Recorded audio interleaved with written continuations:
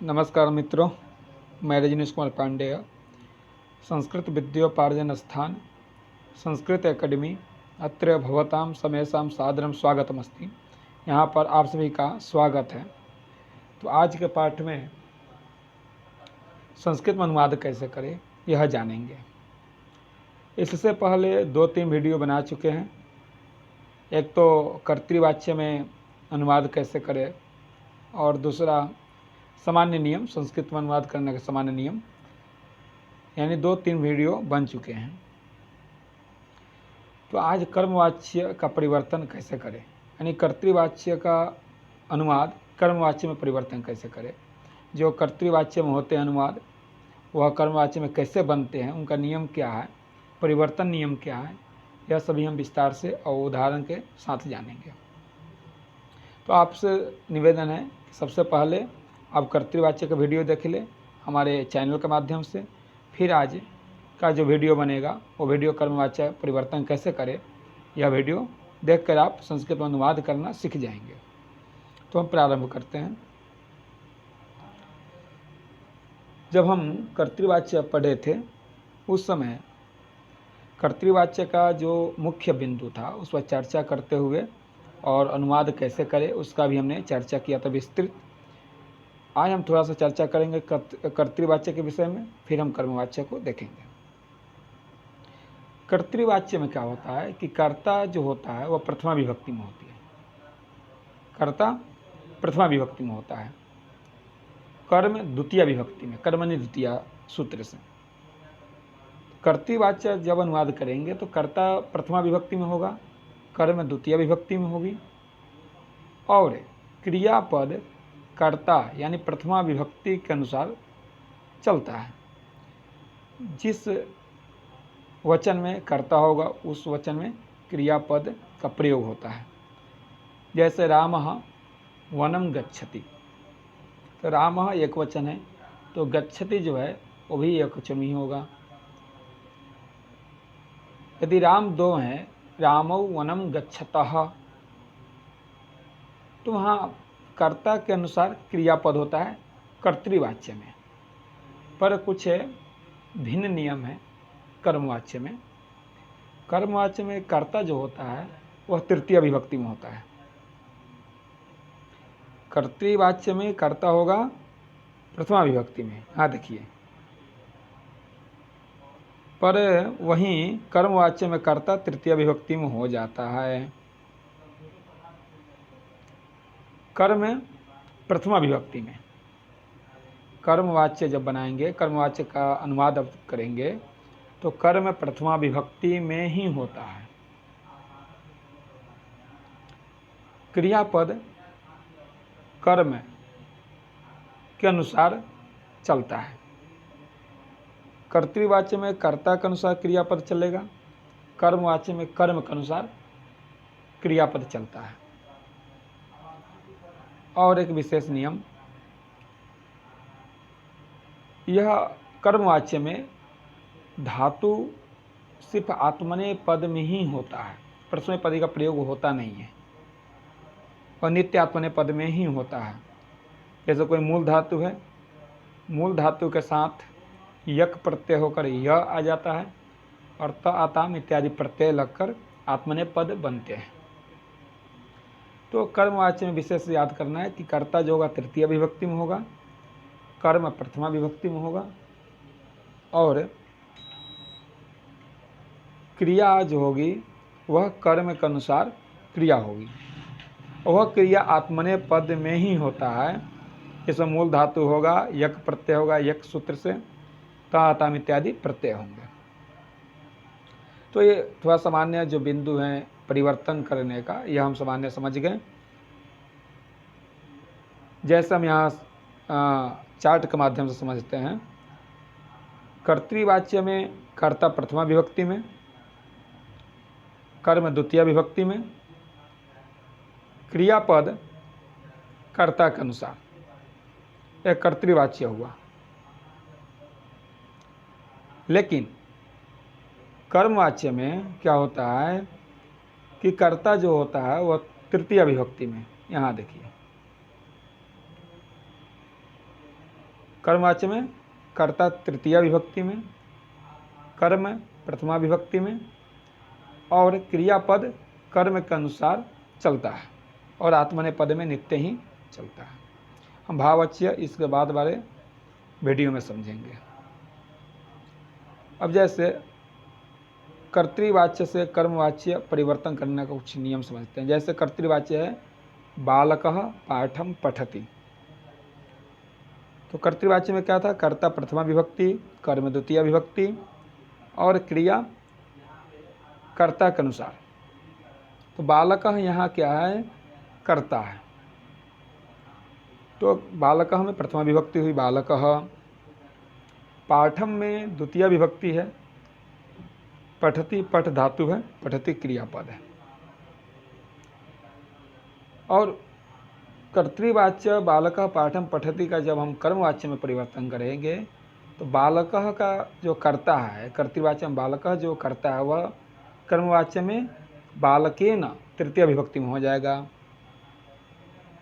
जो कर्तृवाच्य का कर्म पाठम है वह कर्मवाच्य में प्रथमा विभक्ति में हो जाएगा पाठः। और क्रियापद हमेशा आत्मनेपद में ही होता है, यक प्रत्यय लगकर यह आ जाता है बीच में। तो पठति जो कर्तृवाच्य में क्रिया है वह कर्मवाच्य में कर्म के अनुसार पठ्यते, जो यहाँ यह जुड़ा हुआ है देखिए, तो पठ्यते बालकेन पाठः पठ्यते, बालक के द्वारा पाठ पढ़ा जा रहा है, ऐसा अर्थ। तो कर्मवाच्य में कर्ता तृतीया विभक्ति, कर्म प्रथमा विभक्ति, क्रियापद कर्म के अनुसार। हम उदाहरण के माध्यम से समझते हैं। जैसे बालकौ पाठम पठतः, यह कर्तृवाच्य का अनुवाद है। दो बालक एक ही पाठ को पढ़ते हैं,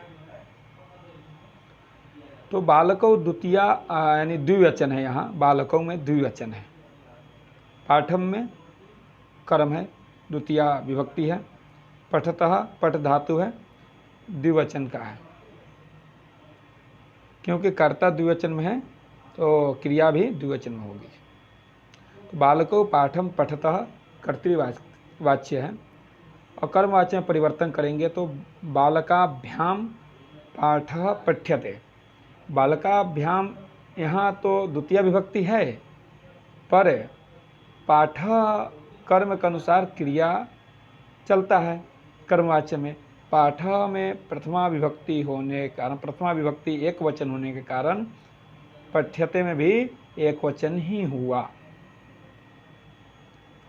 उसका बालकाः पाठम पठन्ति, तो बालकाः बहुवचन है, पाठम द्वितीय विभक्ति है, पठन्ति पठ धातु, क्रियापद बहुवचन है कर्ता के अनुसार। तो ये कर्तृवाच्य का वाक्य है। अब कर्मवाच्य में बोलेंगे कैसे, बालकैः पाठः पठ्यते, रामः सीतां पश्यति, रामेण चटका दृश्यते।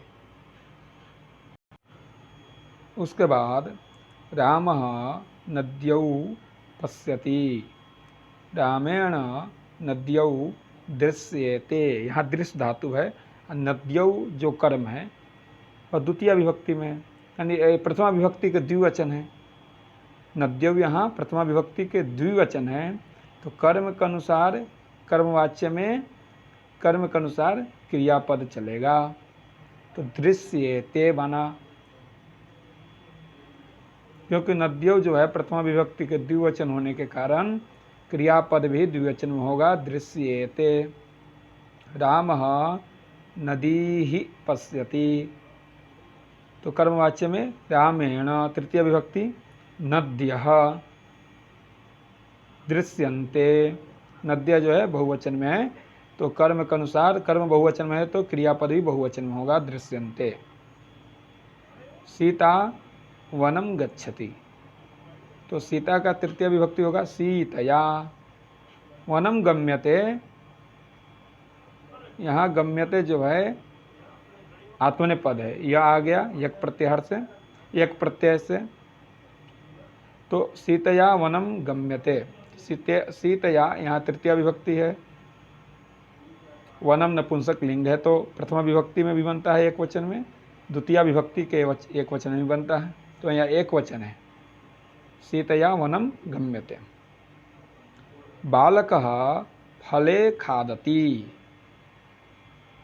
तो बालकः में प्रथमा विभक्ति है, फले में द्वितीय विभक्ति के द्विवचन है, और बालकः कर्ता के अनुसार क्रियापद हुआ, तो एक कर्मवाच्य में क्या बनेंगे, बालकः का तृतीय विभक्ति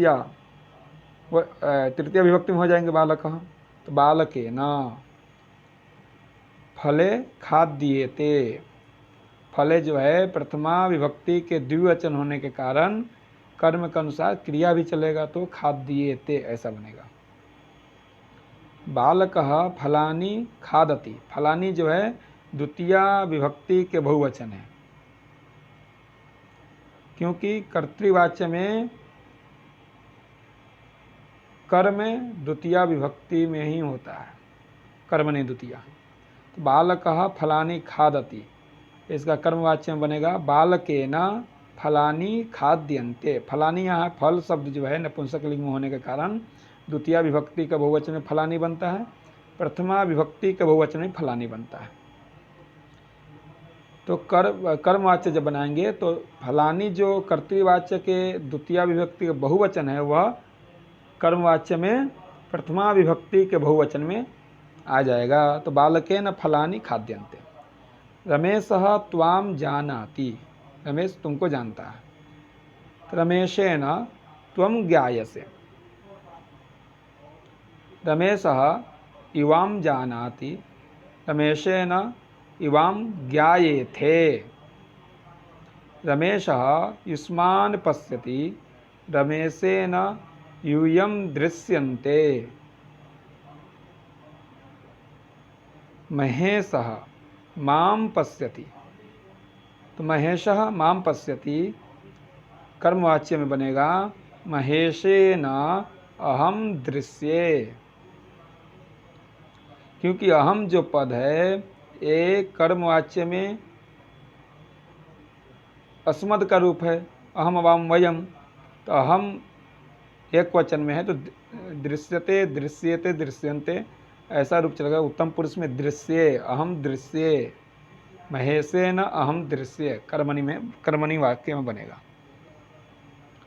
उसका महेशः अवाम पश्यति, तो महेशः अवाम पश्यति कर्मवाच्य में बनेंगे महेशेन अवाम दृश्यावहे, सः अस्मान् पश्यति तेन वयम दृश्यामहे।